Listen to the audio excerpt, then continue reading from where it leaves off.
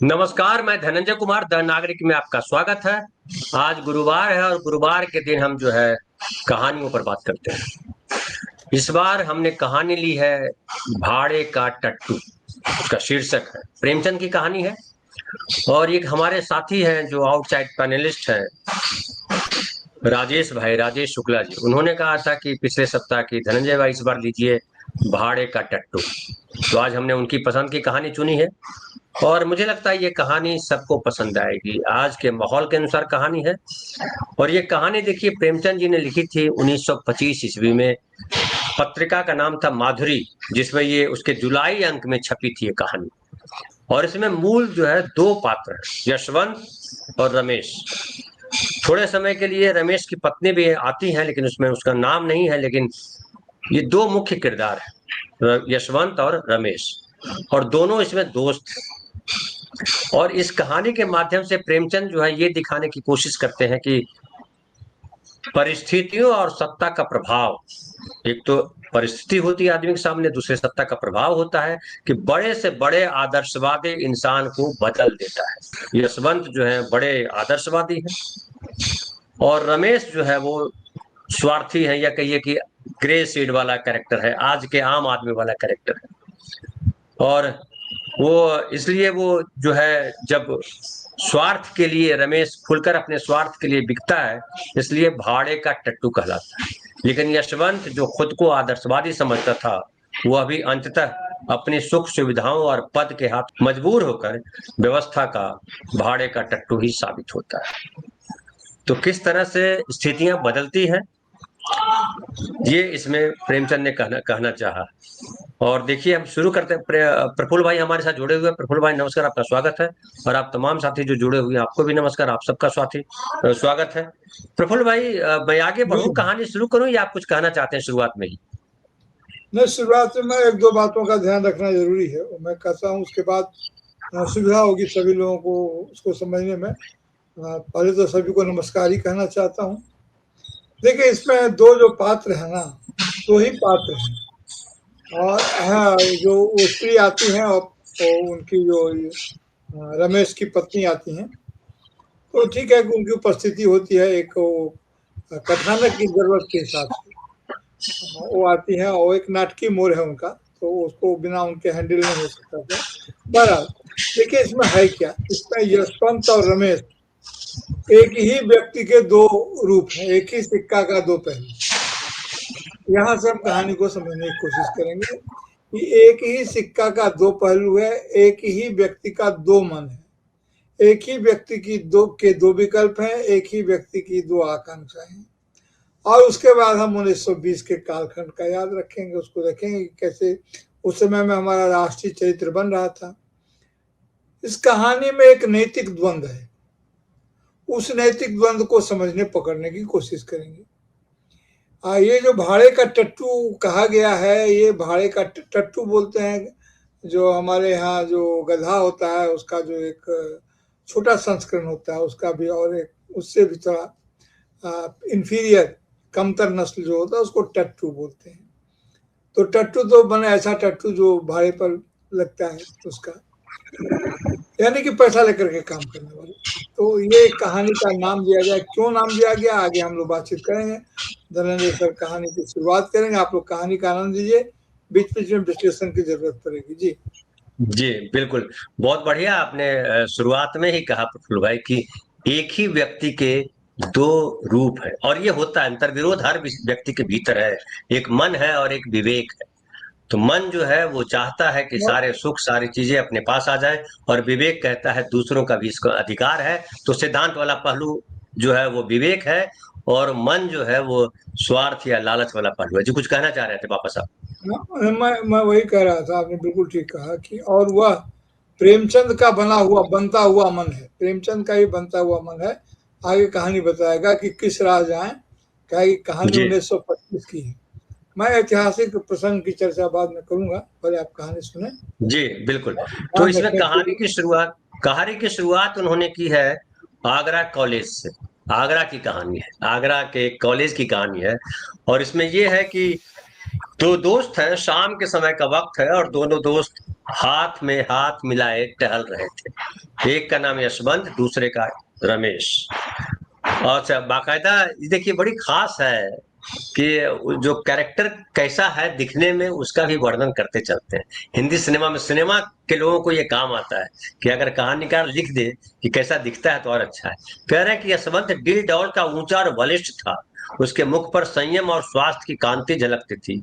रमेश छोटे कद और इकहरे बदन का तेजहीन और दुर्बल आदमी था।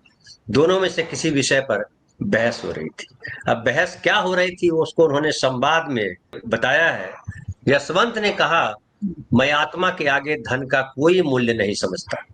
रमेश बोला, बड़ी खुशी की बात है। यशवंत बोला, हाँ देख लेना, तुम ताना मार रहे हो लेकिन मैं दिखला दूंगा कि धन को कितना तुच्छ समझता हूँ। मतलब धन कुछ नहीं है,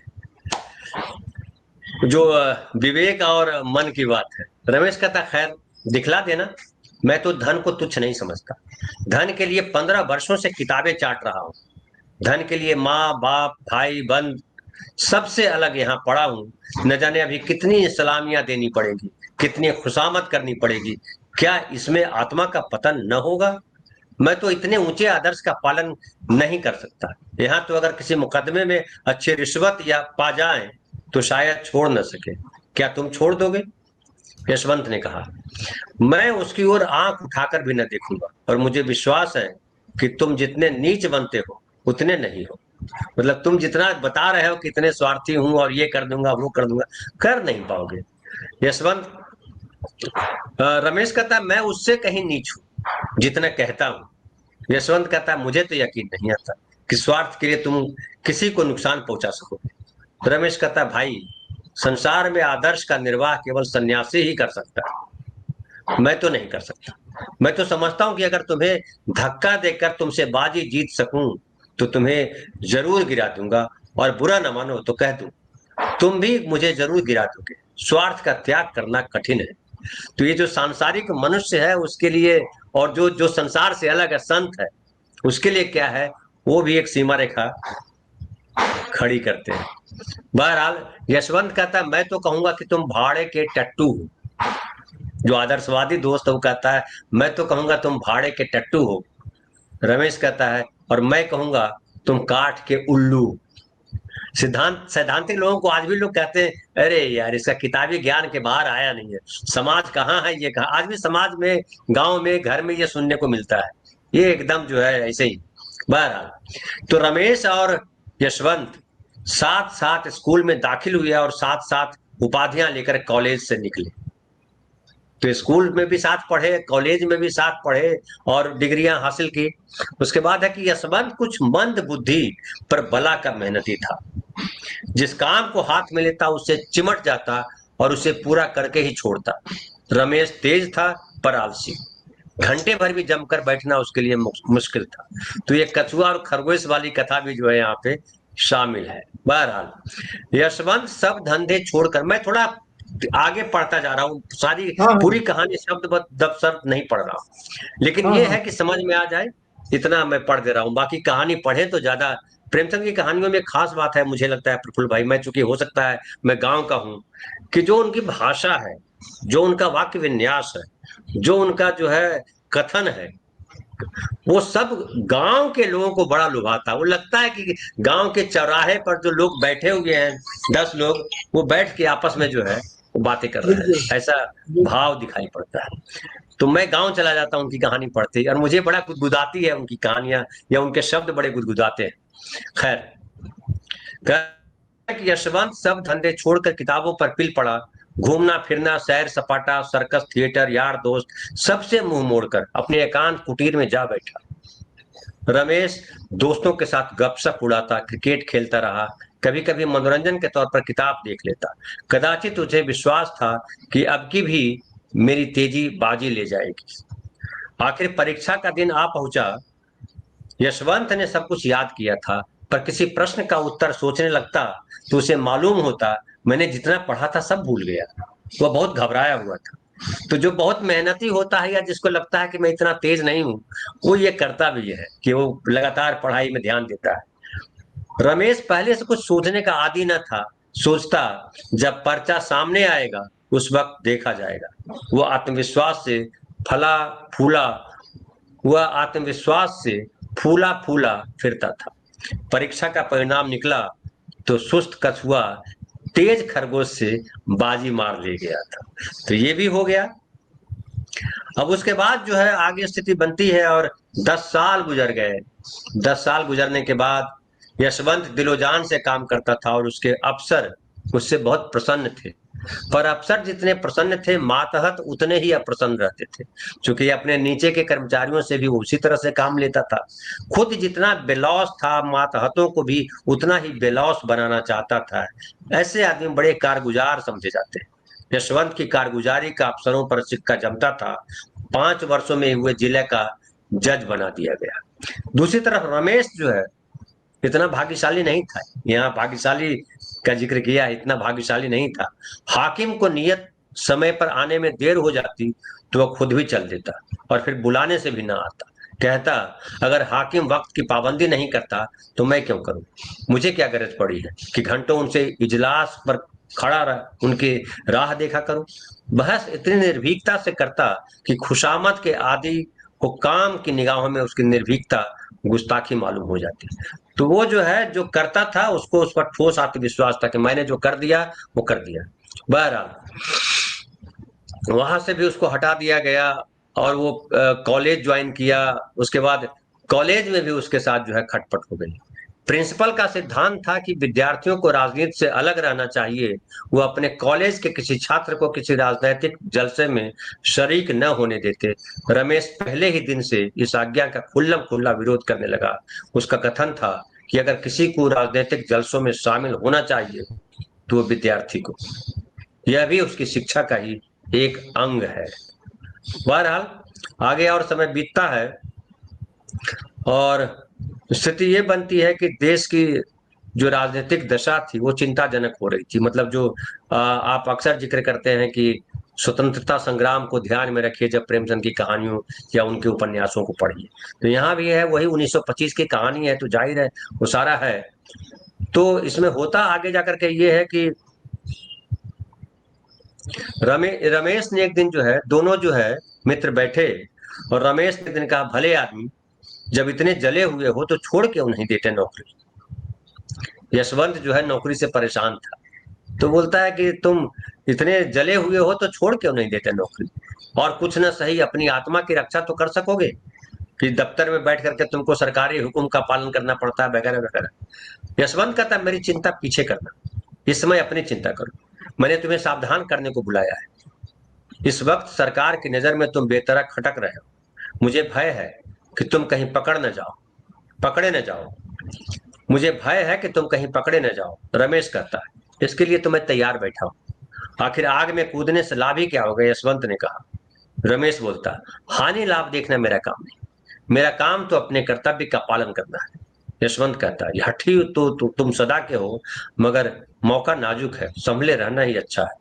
अगर मैं देखता कि जनता में वास्तविक जागृति है तो तुमसे पहले मैदान में आता, पर जब देखता हूं कि अपने ही मरे स्वर्ग देखना है तो आगे कदम रखने की हिम्मत नहीं होती। ये स्वतंत्रता संग्राम की ही बात है और रमेश और यशवंत के बीच ये जो बातचीत चली है उसमें स्वतंत्रता संग्राम दिखाई पड़ रहा है। प्रफुल्ल भाई जी क्या कुछ बात करना चाहेंगे यहाँ तक? हाँ, निश्चित रूप से इसमें स्वतंत्रता में आंदोलन में भागीदारी को लेकर के बातचीत हो रही है। तो एक पक्ष का कहना यह है कि जनता में जागृति नहीं दिख रही है। हम लोग आजकल भी बोलते हैं, बातचीत में बोलते हैं कि जनता कहाँ है, जनता आगे नहीं आती है तो हम लोग नेता को ही क्यों दोष दें या हम ही लोग क्यों आगे बढ़ रहे हैं। तो कुल मिलाकर के जनता की भागीदारी की बात हो रही है। तो लेकिन दूसरे जो हैं वो कहते नहीं, हमको अपना काम करना है, हमको उससे मतलब नहीं है। असल में वो जज हो गए हैं और ये लेख वेख लिखते हैं धनंजय सर की तरह, और बहुत सारा ऐसा काम करते हैं जो हो सकता है सरकार के लिए अप्रिय हो, सरकार की नज़र में खटक जाए। तो एक दोस्त जज है और विवाद और अंतर्विरोध के बावजूद दोस्ती टिकी हुई है, और दूसरे दोस्त को वहां से अदालत से कोई सजा हो जाए तो ये एक अखबार पोजीशन इसको बोलते हैं, एक असहज कर देने वाली स्थिति हो सकती है। इससे बचने की कोशिश जज साहब करते हैं, यानी कि यशवंत करते हैं। और रमेश डील डाल अच्छा नहीं है, लेकिन स्वभाव से वो समाज सेवी या आंदोलन धर्मी है, या आज की शब्दावली में करें तो आंदोलन जीवी है। तो वो इस तरह से रमेश जी हैं, और रमेश जी इस पर लगातार संपर्क करते हैं। लेकिन यहाँ पर एक बात ये ध्यान देने की जरूरत है, ये कहानी छपी 1925 में जरूर, माधुरी में शायद बता रहे थे धनंजय से। माधुरी में जी, माधुरी का ही जिक्र है जी, तो 1925 में छपी जरूर, लेकिन कहानी लिखी जा रही थी पहले से ही। और आपको ये ध्यान में रखना चाहिए कि 1925 का वही साल है जो समय में काकोरी कांड हुआ था। आप जानते हैं स्वतंत्रता आंदोलन में काकोरी कांड की बड़ी ख्याति है। जिन लोगों के ध्यान में नहीं है उनको जाकर के काकोरी कांड का, आजकल तो नेट पर उपलब्ध रहती है सूचना, इशारा कर देने से लोग पकड़ लेंगे। तो काकोरी षड्यंत्र को आप देखेंगे, वहां भी एक नैतिक द्वंद्व है। दूसरा ये कहना चाहता हूं कि ये इसी समय में आकर के इसका प्रकाशन क्यों संभव हुआ, क्योंकि इस कहानी के लेखन में भी प्रेमचंद जिस अपने सृजनात्मक द्वंद्व से गुजर रहे थे, जो नैतिक द्वंद्व था, प्रेमचंद इस बात को ठीक ठीक उनका रचनाकार अंततः तय नहीं कर पा रहा था कि रास्ता कौन, किस पथ जाए, रास्ता कौन सा अनुकूल है। क्योंकि भगत सिंह भी थे, आचार्य था, जो बाद में आगे चल के उसमें सोशलिस्ट शब्द लगा, आचार्य से हुआ, मैंने हिंदुस्तान रिपब्लिकन एसोसिएशन और हिंदुस्तान सोशलिस्ट रिपब्लिकन ये बना। और इससे बहुत सारे जो लोग थे उससे जुड़े हुए थे, भगत सिंह तो थे ही, तो नेता ही थे, बहुत सारे क्रांतिकारी लोग जुड़े हुए थे। तो ये 1920 का वो साल था। अभी गांधी जी का महात्मा होना बाकी था, गांधी जी अभी महात्मा नहीं हुए थे। और पहले की जो स्थिति थी, लोगों ने अहिंसक आंदोलन को, अहिंसा को एक हथियार के रूप में अहिंसा को नहीं देखा था, इसलिए भी प्रेमचंद के मन में दुविधा रही होगी। हालांकि गांधी जी के अफ्रीका की कहानियां उनके पास थी, इसलिए गांधी का आकर्षण तो था। अगर गांधी का आकर्षण नहीं होता तो दुविधा नहीं होती। तो इस दुविधा से निकलते हुए आगे जब आप पढ़ेंगे तो डकैती वकैती करने की भी बात उसमें है, इस कहानी में ही आप देख लेंगे कि वो किस प्रकार डकैती को, आप म्यूट हैं, जी। डकैती को नहीं, बिल्कुल आपने आपने प्रफुल्ल भाई, ये आपकी खासियत है। आपने जिसका जिक्र किया 1925 का, मैं अभी देख रहा था कि 9 अगस्त 1925 को उत्तर प्रदेश के लखनऊ के पास काकोरी नामक गांव में ये काकोरी कांड हुआ था, है, और जिसमें ट्रेन जो है लूटी गई थी। और इसमें भी यही पूरा प्रसंग है कि कोई डाका पड़ा है, इसमें जिक्र करते हैं, कहानी में जिक्र है। और जिक्र ये है कि ये दोनों मित्र जो ये बात कर रहे थे और बता रहे थे यशवंत की जो है सरकार की नजर है, तो उसे जब वो अपने घर की तरफ लौटे सुबह, तो पता चला कि जो है रात में आगरे में भयंकर डाका पड़ गया। तो उस समय में जो समाज में एक जेरे बहस था, इस पर बहस चल रही थी कि डकैती डालना, सामाजिक कामों के लिए डकैती डालना सही है कि नहीं है। अहिंसा का राग महात्मा गांधी का आ चुका था कि अहिंसा के माध्यम से करना है। तो साधन और साध्य की सुचिता की बात उठ रही थी। लेकिन उस समय में चूंकि काकोरी षड्यंत्र कांड होने ही वाला था, या उस तरह की स्थितियां बन रही थी, क्रांतिकारी दल संगठित हो रहे थे, गर्म दल संगठित हो रहे थे, तो प्रेमचंद उस नैतिक द्वंद्व का विस्तार वहां तक ले जाना चाहते थे, इसीलिए उन्होंने कहा। और जब ये सब बातचीत करते हुए जज साहब के घर में रह गए थे, तो जज साहब के घर में रात में सो गए, लेकिन सुबह अपने घर जाना था। तो सुबह जब अपने घर गए हो, मैं थोड़ा सा कह दे रहा हूँ, जब अपने घर गए हो तो देखे कि चूंकि घर पर नहीं थे तो उनके घर को घेर के रखा था। उनको उन पर आरोप लग गया कि आप डाका डालने गए थे, रात में कहीं डाका पड़ा था तो आप डाका डालने गए थे। तो एक पैरेलल घटना का वहां पर ड्रॉ किया गया, और उनके घर से नाजायज तरीके से पिस्तौल भी निकला और सजा हुई। उस समय में यशवंत ही एकमात्र गवाही थे जो गवाही देकर के कह सकते थे, क्योंकि वो जज थे और उनके घर में रात भर ये उनके घर में थे। हालांकि जज गवाह नहीं हो सकते, लेकिन फिर भी वो इस मामले में उन्होंने कोई कोशिश नहीं की, कोई गवाही नहीं दी, और उनको वो अपराध उन्होंने किया नहीं था उसके लिए उनको 7 साल का जेल हो गया। यहाँ यह नोट कर लीजिए, अपराध, अब जो अपराध किया नहीं उसका दंड भोगने का दंड भोगना पड़ा। अब आगे बढ़ाइए तो फिर हम आगे बात करें। जी, और दिलचस्प ये है, आपने कही दिया इसमें ये है कि उनके घर से पिस्तौल निकल गई मेज की दराज से रमेश के, और उसके बाद पकड़ लिए गए, हाथों में हथकड़ी लग गई, और उसके बाद मुकदमा चलने लगा। और दिलचस्प ये है कि मुकदमा जब चलने लगा तो उस मुकदमा के जो जज जो है वो यशवंत ही बनाए गए। बड़ा अच्छा इसमें लिखा है, इसमें उसके पहले लिखा, जज बनाया गया उसके पहले, कि यशवंत हृदय शून्य न थे, भाव शून्य न थे, लेकिन कर्म शून्य अवश्य थे। उन्हें अपने परम मित्र को निर्दोष मारे जाते देखकर दुख होता था, कभी कभी रो पड़ते थे, पर इतना साहस न होता था कि सफाई देकर उसे छुड़ा ले। यहाँ इस शब्द पर ध्यान दीजिए, कर्म शून्य नहीं थे। जी, इसका क्या मतलब हुआ? कर्म शून्य नहीं थे, इसका मतलब कर्म प्रधान थे, कर्म की भावना उनमें थी, लेकिन कर्म की पहचान नहीं थी कि कौन सा कर्म करने वाला, जो कर्म की गुणवत्ता की पहचान नहीं थी, इसलिए कर्म शून्य थे, यानी कि देश के हित में काम करने की भावना से शून्य थे, इसीलिए कर्म शून्य थे। उसके बाद इसमें समय गुजरा और इसी सोच विचार में 1 महीना गुजर गया। उधर मजिस्ट्रेट यह मुकदमा यशवंत के ही इजलास में भेज दिया। डाके में कई खून हो गए थे और मजिस्ट्रेट को उतनी ही कड़ी सजाएं देने का अधिकार न था जितनी उनके विचार में दी जानी चाहिए थी। तो मजिस्ट्रेट ने यहाँ शिफ्ट कर दिया था अपना मुकदमा जिला जज को। अब उसके बाद यशवंत अब बड़े संकट में पड़ा, उसने छुट्टी लेनी चाहिए लेकिन मंजूर न हुई।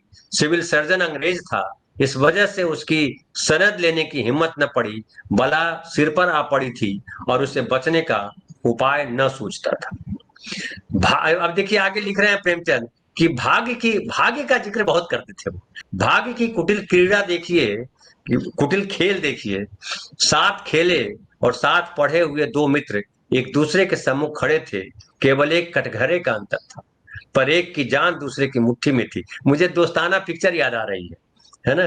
दोस्ताना पिक्चर में अमिताभ बच्चन और शत्रुघ्न सिन्हा की फिल्म थी, उसमें भी जो है हीरोइन आती है, उसमें हालांकि इस तरह से नहीं है लेकिन उसमें भी हीरोइन आती है और सौदा करती है, इसमें भी उसके रमेश की पत्नी आती है। वो देखिए वो कहानी कहाँ मैच कर रही है। तो प्रेमचंद से कहीं ना कहीं वो कहानी प्रभावित है, प्रेमचंद की इस कहानी से आज मुझे समझ में आ रहा है, पहले मैंने पढ़ी नहीं थी इसलिए। और बड़ी हिट फिल्म थी दोस्ताना, याद कीजिए अगर तो। खैर इसमें कह रहा है कि केवल एक कटघरे का अंतर था, पर एक की जान दूसरे की मुट्ठी में थी। दोनों की आंखें कभी चार न होती, दोनों सिर नीचा किए रहते थे। यद्यपि यशवंत न्याय के पथ पर था और रमेश मुलजिम, लेकिन यथार्थ में दशा इसके प्रतिकूल थी। यशवंत की आत्मा लज्जा, ग्लानि और मानसिक पीड़ा से तड़पती थी और रमेश का मुख निर्दोषता के प्रकाश से चमकता रहता था। क्या बात है, बहुत बढ़िया। दोनों मित्रों में कितना अंतर था, एक उदार था, दूसरा कितना स्वार्थी। रमेश चाहता तो भरी अदालत में उस रात की बात कह देता, लेकिन यशवंत जानता था रमेश फांसी से बचने के लिए भी उस प्रमाण का आश्रय न लेगा जिसे मैं गुप्त रखना चाहता हूं। तो जो मित्र जो है हर तरीके के लाभ ले लेना चाहता था वो चुप है, और जो सिद्धांत की बात करता था वो डगमग डगमग डोल रहा है। बहरहाल आगे कहानी में है कि यशवंत ने दृढ़ स्वर में फैसला सुनाया। जब उसके मुख से ये शब्द निकले कि रमेश चंद्र को 7 वर्ष कठिन कारावास, तो उसका गला रुंध गया, क्योंकि सच वो जानता था। उसने तजवीज मेज पर रख दी, कुर्सी पर बैठकर पसीना पोंछने के बहाने आंखों में उमड़े हुए आंसुओं को पोंछा। इसके आगे तजवीज उससे न पढ़ी गई। रमेश जेल से निकलकर पक्का क्रांतिवादी बन गया था। जेल की अंधेरी कोठरी में दिन भर के कठिन परिश्रम के बाद वह दोनों के उपकार और सुधार के मंसूबे बांधा करता था। सोचता मनुष्य क्यों पाप करता है। ये भी बड़ा बढ़िया प्रेमचंद जी ने लिखा है। जी जी। ये पूरा अंतरा जो है और कि मनुष्य जो है। मैं जी आपको ध्यान दिला दूं कि उस जमाने में आर्थिक विषमता की बात प्रेमचंद कर रहे थे, इसको ध्यान रखा जाए। ये 1925 20-25 की कहानी है। वो जी विषमता का बिल्कुल। कारण बताते हैं, आप आगे कहानी पढ़ें तो खुद ही स्पष्ट हो जी जाएगा। बिल्कुल, इसमें वही वही मैं जिक्र कर रहा था कि वही कह रहे हैं। वो कह रहे हैं आगे कि सोचता कि मनुष्य क्यों पाप करता है, इसलिए न कि संसार में इतनी विषमता है। कोई तो विशाल भवनों में रहता है और किसी को पेड़ की छां भी मयस्सर नहीं। कोई रेशम और रत्नों से मढ़ा हुआ है किसी को फटा वस्त्र भी नहीं। ऐसे न्याय विहीन समाज संसार में यदि चोरी, हत्या और अधर्म है तो यह किसका दोष है? वो एक ऐसी समिति खोलने का स्वप्न देखा करता जिसका काम संसार से इस विषमता को मिटा देना हो। संसार सबके लिए प्रिय है और उसमें सबको सुख भोगने का समान अधिकार। न डाका डाका है, न चोरी चोरी। धनी अगर अपना धन खुशी से नहीं बांट देता तो उसकी इच्छा के विरुद्ध बांट देने में क्या पाप? धनी उसे पाप कहता है तो कहे, उसका बनाया हुआ कानून दंड देना चाहता है तो दे, हमारी अदालत भी अलग होगी। उसके सामने वे सभी मनुष्य अपराधी होंगे जिसके पास जरूरत से ज्यादा भोग की सामग्रियां हैं। हम भी उन्हें दंड देंगे, हम भी उनसे कड़ी मेहनत लेंगे। तो ये इसमें दो बात मुझे दिख रही है जो मैं आपके सामने जल्दी से कह देना चाहता हूँ, फिर आप तो विस्तार देंगे ही। एक तो ये कि गांधी कहा करते थे कि आपकी जरूरत से ज्यादा जो आपके पास है वो किसी दूसरे का है, उस पर आपका अख्तियार न है। एक तो ये, और दूसरा बाद में जो नक्सलवाड़ी आंदोलन हुआ वो भी तो यही था कि उसने कहा कि ये सजा, ये हम गलत काम कैसे कर रहे हैं, हम तो दूसरे ने जो कब्जा कर रखा और पाप है और वगैरह वगैरह कर रहा है वो गलत है। जी प्रफुल्ल भाई, तो ये दिखाई जी पड़ता दोनों यहाँ। जी देखिए, ये जो गांधी जी की बात हम कहते हैं तो गांधी जी हमारे सांस्कृतिक मूल्यों के भी नेता थे। और ये जैन धर्म में कहा गया है, ये जैन का तीर्थंकर का ये उपदेश है जो उन्होंने अस्तेय कहा है उसको, जो आपको उतना ही ग्रहण करें, उतना ही ले प्रकृति से, जितना कि आपको जरूरत है, उससे ज्यादा लेना गड़बड़ है। और ये अपने पहले के इसमें भी कहा गया है, समानांतर सनातन वालों ने भी कहा था, जहाँ वो पितृ ऋषि ऋण वगैरह की बात करते हैं। बहरहाल तो गांधी जी ने इस बात को कहा और ये द्वंद्व वहां पर था, और ये नैतिक प्रश्न बनकर के पूरी दुनिया में विषमता को लेकर के पूरी दुनिया में ये बात थी। 1920 की कहानी, रशिया का आंदोलन, रशिया की क्रांति इस मुद्दे पर हो चुकी थी, जिसकी खबर प्रेमचंद को थी। आप जानते हैं कि प्रेमचंद को भारत का गोर्की कहा जाता है। 1905 के आसपास गोर्की का उपन्यास माँ का प्रकाशन हुआ था, और ऐसी बहुत सारी चीजें प्रकाशित हो रही थी। तो मैं ये कह रहा हूँ कि प्रेमचंद को उसकी अवगति थी और अपने यहाँ उसको खोजना चाहते थे, लेकिन एक असंगठित रूप से यह नहीं हो सकता था, उसका संगठन नहीं था। तो इसके साथ ही इस बात को भी ध्यान हमें रखना होगा कि जब वो आपस में बात करते हैं, उनके मन में जो द्वंद्व है, आप आगे पढ़ेंगे तो देखेंगे कि डकैती करना भी ये नहीं है। उसके बाद ये द्वंद्व खुलेगा, फिर मैं बताता हूँ। जी जी, मैक्सिम गोर्की की कहानी मैं देख पा रहा हूँ कि 1907 ईस्वी में हाँ ये हाँ जो है मूल रूसी रूसी भाषा में प्रकाशित हुई हाँ थी। हाँ, माँ माँ, जी जी, मैक्सिम गोर्की की बिल्कुल। जी जी, आगे कथा में ये है कि आगे कथा में ये है कि जो है यशवंत ने जो है पेंशन ले ली थी और वकालत, अपनी वकालत कर रहे थे वो, और न्याय विभाग के सभी लोगों से उनकी मित्रता थी। उनकी वकालत बहुत जल्द चमक उठी। यशवंत के पास लाखों रुपए थे, उन्हें पेंशन भी बहुत मिलती थी। वह चाहते तो घर बैठे आनंद से अपनी उम्र के बाकी दिन काट देते। देश और जात की कुछ सेवा करना भी उनके लिए मुश्किल न था। ऐसे ही पुरुषों से निस्वार्थ सेवा की आशा की जा सकती है, पर यशवंत ने अपनी सारी उम्र रुपए को कमाने में गुजारी थी, और वह अब कोई ऐसा काम न कर सकते थे जिसका फल रुपयों की सूरत में न मिले। और दूसरी तरफ वो जो है अपने समाज सेवा में लगे हुए थे रमेश। और आगे करते हैं, आगे लिखा है कि ये तो सारा सभ्य समाज रमेश से घृणा करता था, लेकिन यशवंत सबसे बढ़ा हुआ था। कहता अगर कभी रमेश पर मुकदमा चलेगा तो मैं बिना फीस लिए सरकार की तरफ से पैरवी करूंगा। खुल्लम खुल्ला रमेश पर छींटे उड़ाया करता, यह आदमी नहीं शैतान है, राक्षस है, ऐसे आदमी का तो मुंह न देखना चाहिए। उफ, इसके हाथों कितने भले घरों का सर्वनाश हो गया, कितने भले आदमियों के प्राण गए, कितनी स्त्रियां विधवा हो गई, कितने बालक अनाथ हो गए। आदमी नहीं पिशाच है, मेरा बस चले तो इसे गोली मार दूं, जीता चुनवा दूं। ये यशवंत कह रहा है रमेश के बारे में। अब उसके बाद जो है रमेश फाइनली फिर गिरफ्तार कर लिया जाता है, और अब कहा जा रहा है कि एक ही आदमी था जिले भर में जो उसको बचा सकता था, और उसका नाम था यशवंत। लेकिन यशवंत जिसके नाम से कानों पर उंगली रखता था, क्या उसी की वकालत करने को खड़ा होगा? असंभव, ये प्रेमचंद कह रहे हैं। बहरहाल अब दृश्य आगे खड़ा होता है कि रात के 9 बजे थी। वो देखिए दोस्ताना, बार बार मुझे दोस्ताना कहानी याद आ रही है। तो हम्म, प्रेमचंद किसी कहानी से प्रभावित है। दोस्ताना फिल्म देखिएगा हम जो साथी देख रहे हैं हमारे, उनसे मैं कह रहा हूँ जो सुन रहे हैं, दोस्ताना देखिए और उससे पहले भाड़े के टट्टू ये पढ़ लीजिए, फिर आपको समझ में आएगा दोस्ताना कहाँ से बनी। और पता नहीं किसी अंग्रेजी उपन्यास से लिया गया, क्या किया गया, वो मुझे भी जानकारी नहीं, मैं देखूंगा तो कभी आगे कहूंगा, लेकिन यहाँ से साफ साफ वो प्रभावित है वो कहानी। बहरहाल रात के 9 बजे थे, यशवंत के कमरे में एक स्त्री ने प्रवेश किया। यशवंत अखबार पढ़ रहा था। बोला, क्या चाहती हो? वहां भी दोस्ताना में हालांकि दोनों परिचित हैं, और वो जीनत अमान जाती है शत्रुघ्न सिन्हा के पास, उसको देती है ये ऑफर, उसमें कथा अलग है, लेकिन वही है भाव, मतलब जो मेन है वो वही है। स्त्री कहती है अपने पति के लिए एक वकील। यशवंत कहता, तुम्हारा पति कौन है? स्त्री कहती, वो जो आपके साथ पढ़ता था और जिस पर डाके का झूठा अभियोग चलाया जाने वाला है। यशवंत ने चौंक कर पूछा, तुम रमेश की पत्नी हो? स्त्री ने कहा, हाँ।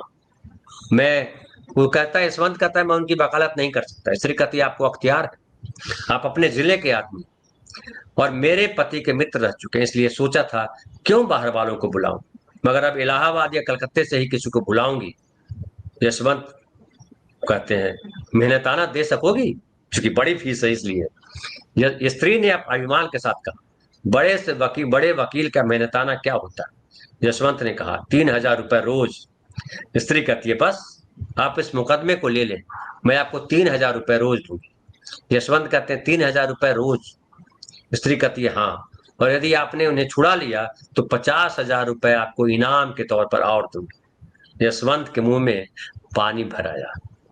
उसके बाद मुकदमा लंबा चला और उन्होंने हिसाब स्त्री लगाया। ने, जी, उसने हिसाब लगाया कि इतना दिन चलेगा और इसके बाद इतना पैसा आएगा, इतना पैसा मन ही मन सब जोड़ लिया।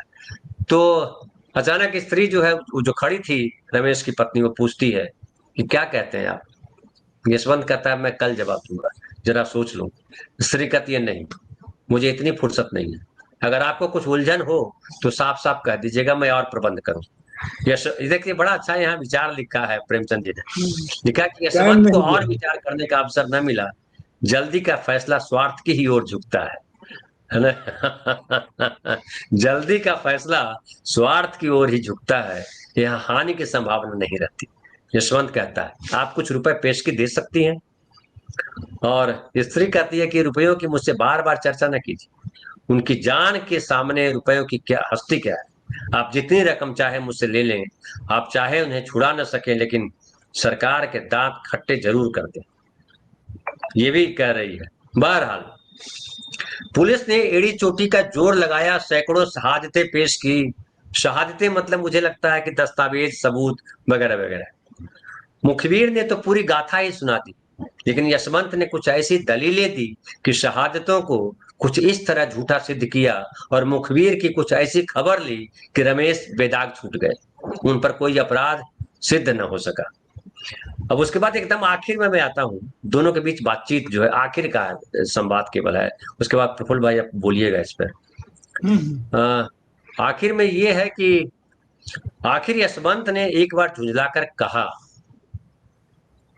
अदालत वो में, जो है, चूंकि, जी, उनके छूट जाने की खुशी में वहां पर भोज आयोजित थे। जी, तो वो बार बार जो है यशवंत की तरफ नहीं आ पा रहा था रमेश, और यशवंत रमेश से बात करना चाह रहा था। तो आखिर यशवंत ने एक बार झुंझला कर कहा, तुमसे मुझसे इस तरह ऐठे हुए हो मानो मैंने तुम्हारे साथ कोई बुराई की है। रमेश कहता है, और आप क्या समझते हैं कि मेरे साथ भलाई की है? पहले आपने मेरे इस लोक का सर्वनाश किया था, अब की परलोक का किया।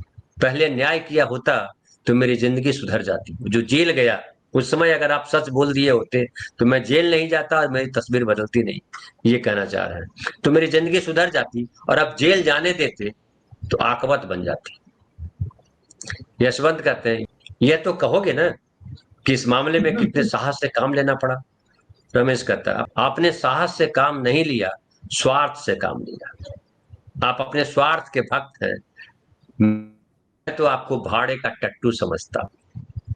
मैंने अपने जीवन का बहुत दुरुपयोग किया, लेकिन उसे आपके जीवन से बदलने को किसी दशा में तैयार नहीं। आप मुझसे धन्यवाद की आशा न रखें। तो फिर जो है रमेश ने फाइनली वही कर दिया जो कहा था कि हम धन से घृणा नहीं करते हैं, और इसने कहा था कि मैं घृणा करता हूं, तो उल्टा कर दिया। जी प्रफुल्ल भाई। हाँ, तो मैं ये कह रहा था कि ये देखिए उस समय की कहानी है। उस समय में आज भी होता है कि जो कुछ लोग होते हैं जो सरकार की नज़र में या शासक की नज़र में जो अपराध होता है उसे वे अपराध नहीं मानते हैं। वो मानते हैं कि हम राजनीतिक योद्धा हैं, क्रांतिकारी हैं। आपने नक्सलवादी आंदोलन की चर्चा की थी, आजकल दिमागी नक्सल की बहुत चर्चा हो रही है। तो ये जो कानून को जब शोषण का जो उसकी बोलते हैं सूढ़, शोषण करने का जब उसको सूढ़ बना दिया जाता है, जो चूसने का, लोगों का रक्त चूसने का, तो उस कानून के खिलाफ लोग खड़े हो जाते हैं और उस कानून का के मातहत नहीं रहते हैं, उस कानून की मर्यादा को नहीं स्वीकार करते। और क्रांतिकारियों का भी यही कहना था उस समय में, इसलिए वो अपने काम को, उनके काम को ब्रिटिश जरूर अपराध कहती थी, ब्रिटिश सत्ता, लेकिन वे अपने काम को अपराध नहीं बल्कि एक देशभक्ति का प्रमाण मानते थे, एक देशभक्त का काम मानते थे। बहुत जल्दी में अगर बहुत महीनी से ध्यान नहीं दीजिएगा तो जहां वो भाव शून्य और क्या क्या बात कर रहे थे वहां उन्होंने कर्म शून्य अवश्य थे कह दिया। तो वहां पर कर्म को आपको डिफाइन करना होगा और ये समझना होगा कि कर्म वही कर्म है जो व्यापक मानवता के हित में किया जाए, वही कर्म है, न कि राष्ट्र की सेवा करने में जो कर्म किया जाता है वह कर्म है। यह एक बड़ा शासक और जनता का एक बड़ा नैतिक द्वंद्व यहाँ पर है कि ब्यूरोक्रेसी को किस ढंग से व्यवहार करना चाहिए। क्या ऊपर के आदेश को सीधे मान लेना चाहिए या उसके लिए जो संवैधानिक पीठिका है उसकी तरफ देखना चाहिए। अपने विवेक के इस्तेमाल की जो क्षमता उसको दी गई उसको करना चाहिए कि नहीं करना चाहिए। जो व्यक्ति अगर नैतिक सवाल खड़ा करता है, कहता है कि मैंने इन परिस्थितियों में यह काम किया, तो इसको लीजिए, और नहीं तो सब भाड़े का टट्टू, यानी कि अगर उसको बहुत सभ्य भाषा में कहें तो सैलरीड पीपुल, तनख्वाह लेकर के काम करने वाले लोग, ऐसे बुद्धिजीवी जो नौकर हो जाते हैं और अपने विवेक को बेच करके अपने मेहनताना का मैंने कंपनसेशन नहीं वसूलते हैं, अपना जो मेहनत करते हैं उसका बेच नहीं लेते हैं, उसकी मजदूरी नहीं लेते हैं, बल्कि अपने विवेक को बेचने का पैसा लेते हैं, अपने विवेक को गिरवी रख देते हैं, विकलांग बना देते हैं, जो हमारे समय में हुआ। प्रेमचंद इस कहानी में उसी विवेक की पुकार लगा रहा है और विवेक को जब हम देखेंगे तो देखेंगे कि विवेक का जो या नैतिकता का एक पक्ष होता है कि वह जिसके लिए किया जा रहा है उसके संदर्भ में, यानी कि फिर मैं कहूं कि अगर क्रांतिकारियों के लोकेशन पर, अगर भारत के स्वतंत्रता आंदोलन को समझना है तो भारतीयों के लोकेशन पर अंग्रेजों को जाना चाहिए था, तब वो समझ पाते कि भगत सिंह का लोकेशन सही है या गलत है। लेकिन अंग्रेज अपने ही लोकेशन पर बैठ करके अगर न्याय करते रहे भारतीयों का, तो जाहिर है कि इससे न्याय और अन्याय का फर्क मिट जाता है। तो ये जो लोकेशन वाला मामला है, जो लोकेल का मामला है, ऐसे किसी शासक को शासन का अधिकार नहीं है जो जनता के लोकेल से कहीं भिन्न लोकेशन पर अपने आप को खड़ा करे या अपने स्वार्थ को कहीं अन्य लोकेट पहचान में लाए। तो ये इस कहानी की बात है। उस समय में जब ये कहानी लिखी गई थी, और गांधीवाद, दांडी यात्रा का भी लगभग वही समय रहा होगा, मुझे ठीक से मालूम नहीं, देख लीजिएगा। दांडी यात्रा जो गांधी जी की भी थी, नमक वगैरह का, तो उसी समय में वो घटना भी घटी। तो ये तो कहानी की हम चर्चा कर रहे थे। प्रेमचंद अपने स्वतंत्रता आंदोलन में मनुष्य के पक्ष को, राजनीतिक पक्ष को नहीं, मनुष्य के पक्ष को सामने ला रहे थे।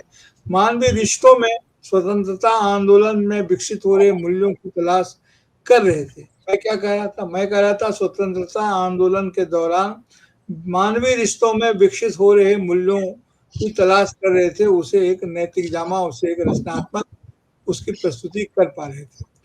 तो अभी ये स्थिति है उनकी, प्रेमचंद की, और ये इस कहानी को महत्वपूर्ण बनाता है। मैं दो तीन शब्द, जी आप कुछ कह रहे हैं, मैं दो तीन शब्द की चर्चा। आप बोलिए, आप कंप्लीट कर लीजिए, फिर आखिर में एक लाइन जी। हाँ, तो मैं ये कह रहा था कि इसमें एक शब्द आया है, काठ का उल्लू। तो बहुत सारे लोग शुरुआत में हाँ, तो आप जानते होंगे, बहुत सारे लोग नहीं जानते ये काठ का उल्लू क्या होता है। इसका उल्लू पक्षी से कोई संबंध नहीं है। ये जो करीन बोलते हैं ना, जो लकड़ी हम लोग जो पानी पटाते हैं, गड्ढा से पानी उपजते हैं, तो नाले में जो बहता है, तो उसके नाले में वो लकड़ी का एक क्या उसको पासन टाइप का होता है, उसको डाल देने से पानी की धारा का रुख बदल जाता है। यानी कि उसको जाना था उत्तर तो चला जाता है दक्षिण, तो पटाने वाला जो अपना करीन लगा के बैठा है, पानी उपज रहा है अपने खेत में उत्तर की दिशा में, किसी ने उल्लू चेंज कर दिया तो उसको पता ही नहीं चलता है कि उसका पानी जाना कहीं और था और कहीं और चला। यानी कि स्वार्थ की धारा को या हित धारा को एक दूसरे तरफ अजाने में जो मेहनत कर रहा है उसको पता न चले तो उसको वो कर दिया जाता है, उसकी धारा को विपरीत कर दिया जाता है, उसकी दिशा बदल दी जाती है। धीरे धीरे इसी कारण से वो काठ का जो उल्लू जो सामान था उससे शिफ्ट होकर के मेहनत करने वाले आदमी पर आ गया कि ये काठ का उल्लू है, यानी काम करते रहता है लेकिन इसका फल कहाँ जा रहा है इसकी इसको चिंता नहीं है। तो अब उसके हो गया कि मूर्ख का पर्याय बन गया। तो हर शब्द की अपनी एक ऐतिहासिक यात्रा होती है। दूसरी बात मैं संसार कह रहा हूँ, आप लोग जानते होंगे यहाँ संसार वगैरह की भी चर्चा हम लोग अक्सर करते हैं। संसार को संसार क्यों कहते हैं और कब से कहते हैं? संसार को संसार इसलिए कहते हैं कि यह बहता है, पानी की तरह ये निरंतर काल के साथ बह रहा होता है। तो ये जो सार है और संसार का अर्थ है हमेशा आगे की दिशा में बढ़ रहा होता है। उसी संदर्भ में आप हम लोग अक्सर बोलते हैं हाथ धो लीजिए या हाथ पांव धो लीजिए। ये धोना शब्द क्या है? ये धोना शब्द धारा से है, ये पानी से धोया जाता है। तो इसीलिए आपको नहीं मानेंगे मेरी बात, लेकिन मैं जब आपको बोलूंगा कि आप धावक शब्द को ध्यान कीजिए, वो दौड़ता है, उसमें तेजी होती है, धावन, धावक, धवल, रोशनी की तरह जिसमें गति हो, तो वही होता है धोने में भी। ये हाथ धोते हैं यानी कि बहते हुए पानी में, जो धारा वाली पानी में जो धोया जाता है वो हाथ है। इससे लोग अक्सर कहते हैं अरे बहती गंगा में ये भी हाथ धो लिए। ठहरी हुई गंगा में हाथ धोने का कोई मतलब है कि नहीं पता नहीं, लेकिन बहती हुई गंगा में हाथ धोने का मतलब है। प्रेमचंद ने इस कथा कहानी के माध्यम से जो यशवंत का चरित्र खड़ा किया है, जो भारे का टट्टू है, वो हमेशा बहती हुई गंगा की तलाश में रहता है जहां अपने हाथ को धोया जा सके। और जो यशवंत है वो इस तरह से अपनी मेहनत करता रहता है कि उसे पता ही नहीं चलता है उसके मेहनत का फल कहाँ जाके लगेगा, किसको मिलेगा। आज़ादी के आंदोलन के दौरान हमारे स्वतंत्रता आंदोलन के जो भी सिपाही थे, जो भी शहीद हुए, जिन्होंने भी मेहनत की, हमने अपने अकर्मण्यता से उनको माफ कीजिएगा काठ का उल्लू साबित कर दिया, क्योंकि उनकी मेहनत का फल वहां तक नहीं जाने दिया जहां तक जाने के लिए वे मेहनत कर रहे थे। ये इस कहानी का संदेश है। बहुत बढ़िया आपने इसका विश्लेषण किया है। और इसमें वापस वो लाइन पढ़ देता हूँ क्योंकि वो बहुत महत्वपूर्ण है, आपने उसका विस्तार भी दिया है, लेकिन फिर से याद दिला देना जरूरी है कि यशवंत हृदय शून्य न थे, भाव शून्य न थे, लेकिन कर्म शून्य अवश्य थे। तो भाव शून्य, हृदय शून्य न थे, लेकिन कर्म शून्य थे। ये बड़ा महत्वपूर्ण है।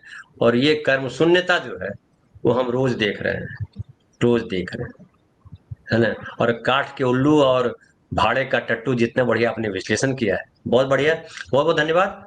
और राजेश भाई आपकी प्रतिक्रिया जरूर अपेक्षित है, क्योंकि आपके कहने पर ही कहानी जो है ये कही है हमने, हालांकि कहते बाद में, लेकिन पहले यही रख ली। जी प्रफुल्ल भाई। हमने और भी जो हमारे साथी श्रोता हैं या और साइड पेनलिस्ट हैं, उनसे अनुरोध है किसी प्रकार से कहानियां सुझाते रहें, हम लोग चर्चा करते रहें। वैसे हम लोग तो खोजते ही रहते हैं और अपनी राय जरूर दें, बेबाक रहे जरूर जी। बिल्कुल बिल्कुल, बहुत बहुत धन्यवाद प्रफुल्ल भाई आपका भी, और बहुत बहुत धन्यवाद आप तमाम साथियों का जो प्रोग्राम देख रहे थे। अच्छा लगे तो शेयर भी कीजिए। बहुत बहुत धन्यवाद।